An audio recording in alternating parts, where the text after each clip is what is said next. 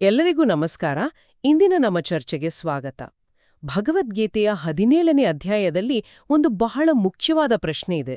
ಶಾಸ್ತ್ರ ಗೊತ್ತಿಲ್ಲ, ಆದ್ರೆ ಪೂರ್ತಿ ನಂಬಿಕೆ ಇಟ್ಟು ಪೂಜೆ ಮಾಡ್ತಾರಲ್ಲ, ಅವರ ನಿಷ್ಠೆ ಎಂಥದ್ದು? ಸಾತ್ವಿಕವೋ, ರಾಜಸವೋ ಅಥವಾ ತಾಮಸವೋ? ಇದ್ರ ಬಗ್ಗೆ ಸ್ವಲ್ಪ ಆಳವಾಗಿ ನೋಡೋಣ. ಹೌದು, ಇದು ಅರ್ಜುನನ ಪ್ರಶ್ನೆ. ಬಹಳ ಸಹಜವಾದ ಪ್ರಶ್ನೆ ಕೂಡ. ಭಗವಂತ ಇದಕ್ಕೆ ಹೌದು ಇಲ್ಲ ಅಂತ ನೇರವಾಗಿ ಉತ್ತರ ಕೊಡೋದಿಲ್ಲ.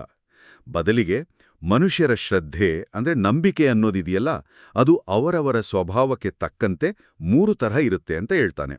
ಸಾತ್ವಿಕಿ, ರಾಜಸಿ ಮತ್ತು ತಾಮಸಿ ಅಂತ. ನಮ್ಮ ಇವತ್ತಿನ ಚರ್ಚೆ ಈ 3 ಗುಣಗಳು ನಮ್ಮ ನಂಬಿಕೆ, ಆಹಾರ, ಯಜ್ಞ, ತಪಸ್ಸು, ದಾನ ಇವುಗಳಲ್ಲಿ ಹೇಗೆ ಕಾಣಿಸ್ತವೆ ಅಂತ ಭಾಷ್ಯದ ಆಧಾರದ ಮೇಲೆ ಅರ್ಥ ಮಾಡ್ಕೊಳ್ಳೋದು. ಸರಿ, ಹಾಗಾದ್ರೆ ಮೊದಲು ಈ 3 ತರಹದ ಶ್ರದ್ಧೆಗಳ ಬಗ್ಗೆನೇ ಸ್ವಲ್ಪ ಹೇಳಿ. ಪೂಜೆಯಲ್ಲಿ ಇದು ಹೇಗೆ ಬೇರೆ ಬೇರೆ ಆಗಿರುತ್ತೆ? ನೋಡಿ, ಸಾತ್ವಿಕ ಶ್ರದ್ಧೆ ಇರೋರು ದೇವತೆಗಳನ್ನು ಪೂಜೆ ಮಾಡ್ತಾರೆ, ಅಂದ್ರೆ ಶಾಂತ ಸ್ವರೂಪಗಳನ್ನ. ರಾಜಸೀ ಶ್ರದ್ಧೆ ಇರೋರು ಯಕ್ಷರು, ರಾಕ್ಷಸರು ಇಂಥವ್ರನ್ನು ಪೂಜಿಸ್ತಾರೆ, ಅಂದ್ರೆ ಅಧಿಕಾರ, ಶಕ್ತಿ ಬಯಸೋರು. ಇನ್ನು ತಾಮಸೀ ಶ್ರದ್ಧೆ ಇರೋರು ಪ್ರೇತಗಳು, ಭೂತಗಣಗಳು ಇವುಗಳ ಹಿಂದೆ ಹೋಗ್ತಾರೆ. ಇದು ಅವರವರ ಮನಸ್ಸಿನ ಆಳದ ಸಂಸ್ಕಾರಗಳ ಮೇಲೆ ನಿಂತಿರುತ್ತೆ. ಹಾಗೆ ಶಾಸ್ತ್ರದಲ್ಲಿ ಹೇಳದೆ ಕೇವಲ ತಮ್ಮ ದಂಭ, ಅಹಂಕಾರದಿಂದ ವಿಪರೀತವಾದ, ಘೋರವಾದ ತಪಸ್ಸು ಮಾಡೋರ ಬಗ್ಗೆನೂ ಹೇಳಿದೆಯಲ್ಲ ಗೀತೆಯಲ್ಲಿ? ಹೌದು, ಖಂಡಿತ ಹೇಳಿದೆ. ಅಂಥವರ ಬಗ್ಗೆ ಭಾಷ್ಯ ತುಂಬಾ ಸ್ಪಷ್ಟವಾಗಿ ಹೇಳುತ್ತೆ. ಅವರು ತಮ್ಮ ಶರೀರದಲ್ಲಿರೋ ಪಂಚಭೂತಗಳನ್ನ, ಇಂದ್ರಿಯಗಳನ್ನ ಕಷ್ಟಕ್ಕೆ ಈಡ್ಮಾಡ್ತಾರೆ. ಅಷ್ಟೇ ಅಲ್ಲ, ಒಳಗಿರೋ ಅಂತರ್ಯಾಮಿಯಾದ ಭಗವಂತನಿಗೂ ಒಂದು ರೀತಿಯಲ್ಲಿ ಕಷ್ಟ ಕೊಡ್ತಾರೆ. ಅಂದ್ರೆ ಆತನ ನಿಯಮಗಳನ್ನ ಮೀರ್ತಾರೆ. ಇವರನ್ನ ಆಸುರೀ ನಿಶ್ಚಯ ಉಳ್ಳವರು ಅಂತ ತಿಳಿಬೇಕು ಅಂತ ಹೇಳುತ್ತೆ. ಅಂದ್ರೆ ಅವರ ದೃಢ ನಿರ್ಧಾರ ಒಳ್ಳೆ ದಾರಿಯಲ್ಲಿಲ್ಲ. ಓಹೋ, ಅಂದ್ರೆ ನಮ್ಮ ಒಳಗಿನ ಸ್ವಭಾವಕ್ಕೂ ನಮ್ಮ ನಂಬಿಕೆಗೂ ಇಷ್ಟು ನೇರವಾದ ಸಂಬಂಧ ಇದೆ. ಇದು ನಾವು ತಿನ್ನೋ ಆಹಾರದಲ್ಲೂ ಕಾಣಿಸ್ತಾ? ಹೇಗೆ? ಖಂಡಿತವಾಗಿಯೂ. ಆಹಾರದಲ್ಲೂ ಈ 3 ಗುಣಗಳು ಬಹಳ ಸ್ಪಷ್ಟ. ಸಾತ್ವಿಕರಿಗೆ ಯಾವ ತರಹದ ಆಹಾರ ಇಷ್ಟ ಅಂದ್ರೆ ಆಯುಷ್ಯ, ಸತ್ವ, ಬಲ, ಆರೋಗ್ಯ, ಸುಖ, ಪ್ರೀತಿ ಹೆಚ್ಚಿಸುವಂಥದ್ದು. ಅಂದ್ರೆ ರಸಯುಕ್ತ, ಸ್ನಿಗ್ಧ, ಸ್ಥಿರವಾದ, ನೋಡ್ಲಿಕ್ಕೂ ಚೆನ್ನಾಗಿರೋ, ಮನಸ್ಸಿಗೆ ಹಿತವಾದ ಆಹಾರ. ಸರಿ. ಇನ್ನು ರಾಜಸರಿಗೆ ಅತಿ ಕಹಿ, ಅತಿ ಹುಳಿ, ಉಪ್ಪು, ಅತಿ ಬಿಸಿ, ತೀಕ್ಷ್ಣ, ಒಣಕಲು, ದಾಹ ಉಂಟುಮಾಡುವ ಆಹಾರ ಇಷ್ಟ. ಇದು ಕೊನೆಗೆ ದುಃಖ, ಶೋಕ, ರೋಗಗಳನ್ನ ಕೊಡುತ್ತೆ. ತಾಮಸಲಿಗೆ ಪ್ರಿಯವಾದ ಆಹಾರ ಅಂದ್ರೆ ತಣ್ಣಗಾಗಿ ಹೋಗಿರೋದು, ಸಾರ ಇಲ್ಲದ್ದು, ಕೆಟ್ಟ ವಾಸನೆ ಬರೋದು, ಹಳಿಸಿದ ಪದಾರ್ಥ, ಉಚ್ಚಿಷ್ಟ ಅಂದ್ರೆ ಎಂಜಲು, ಅಮೇಧ್ಯ ಅಂದ್ರೆ ಹೊಲಸಾದದ್ದು. ಇಂಥ ಭೋಜನ ತಾಮಸರಿಗೆ ಇಷ್ಟ. ಅಪ್ಪ, ಆಹಾರದಲ್ಲಿ ಇಷ್ಟೊಂದು ವ್ಯತ್ಯಾಸನ? ಹಾಗಾದ್ರೆ ನಾವು ಮಾಡೋ ಯಜ್ಞ, ತಪಸ್ಸು, ದಾನ ಇವುಗಳಲ್ಲೂ ಇದೇ ರೀತಿ ವಿಭಾಗಗಳಿದ್ಯಾ? ಖಂಡಿತ ಇವೆ. ಪ್ರತಿಯೊಂದರಲ್ಲೂ ಈ 3 ಗುಣಗಳ ಪ್ರಭಾವ ಕಾಣುತ್ತೆ. ಯಜ್ಞದ ವಿಷಯಕ್ಕೆ ಬಂದ್ರೆ ಫಲಾಪೇಕ್ಷೆ ಇಲ್ಲದೆ ಶಾಸ್ತ್ರ ಹೇಳಿದ ಹಾಗೆ ಇದು ನಾನು ಮಾಡ್ಲೇಬೇಕಾದ ಕರ್ತವ್ಯ ಅನ್ನೋ ಬುದ್ಧಿಯಿಂದ ಮಾಡೋದು ಸಾತ್ವಿಕ ಯಜ್ಞ. ಏನೋ ಒಂದು ಫಲ ಸಿಗಲಿ ಅಂತಲೋ ಅಥವಾ 4 ಜನ ನೋಡಲಿ, ನನ್ನ ದೊಡ್ಡಸ್ತಿಕೆ ಕಾಣ್ಲಿ ಅಂತ ಮಾಡೋದು ರಾಜಸ ಯಜ್ಞ. ಇನ್ನು ವಿಧಿ ಇಲ್ಲದೆ, ಅನ್ನದಾನ ಮಾಡದೆ, ಮಂತ್ರ ಹೇಳ್ದೆ, ದಕ್ಷಿಣೆ ಕೊಡದೆ, ಮುಖ್ಯವಾಗಿ ಶ್ರದ್ಧೆನೇ ಇಲ್ಲದೆ ಮಾಡೋ ಯಜ್ಞ ಇದೆಯಲ್ಲ, ಅದು ತಾಮಸ ಯಜ್ಞ. ಸರಿ, ತಪಸ್ಸಿನ ಬಗ್ಗೆನೂ ಹೇಳಿ.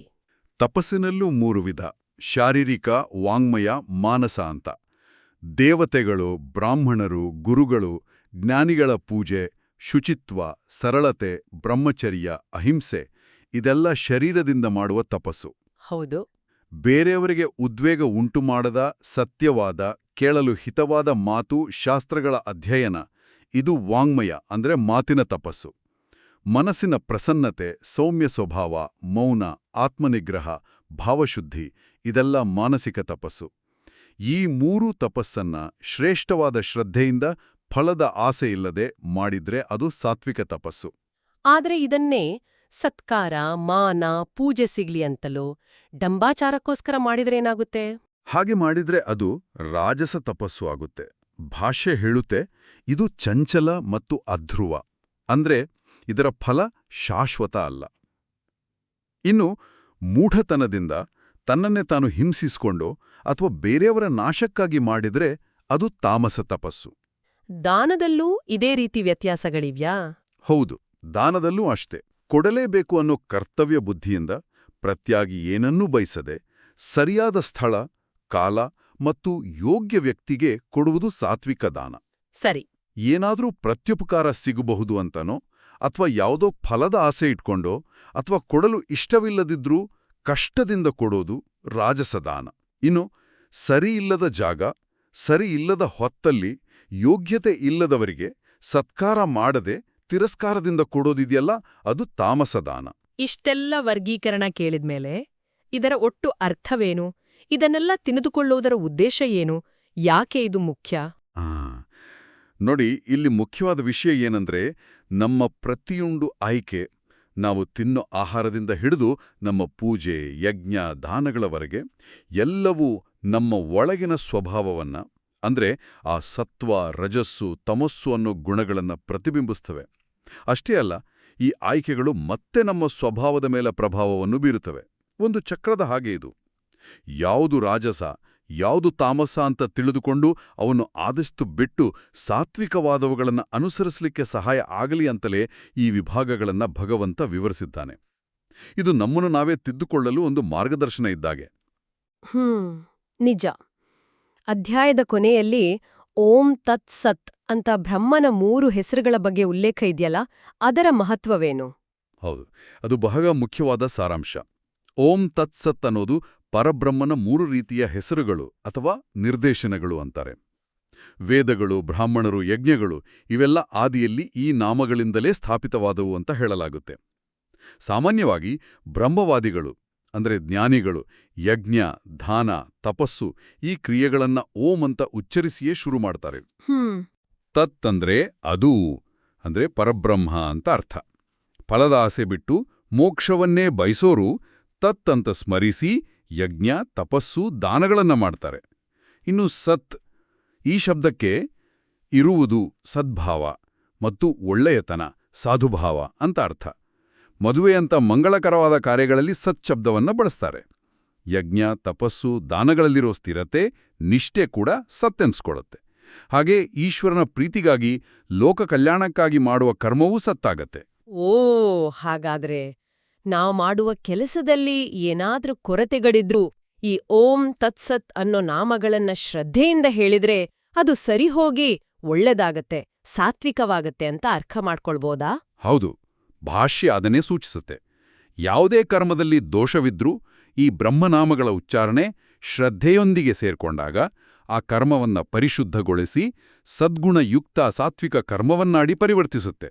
ಆದರೆ ಎಲ್ಲಕ್ಕೂ ಮೂಲ ಅದೇ ಶ್ರದ್ಧೆ. ಶ್ರದ್ಧೆ ಇಲ್ದೇ ಮಾಡಿದರೆ ಈ ನಾಮಗಳು ಸಹಾಯ ಮಾಡೋದು ಕಷ್ಟ. ಸರಿ.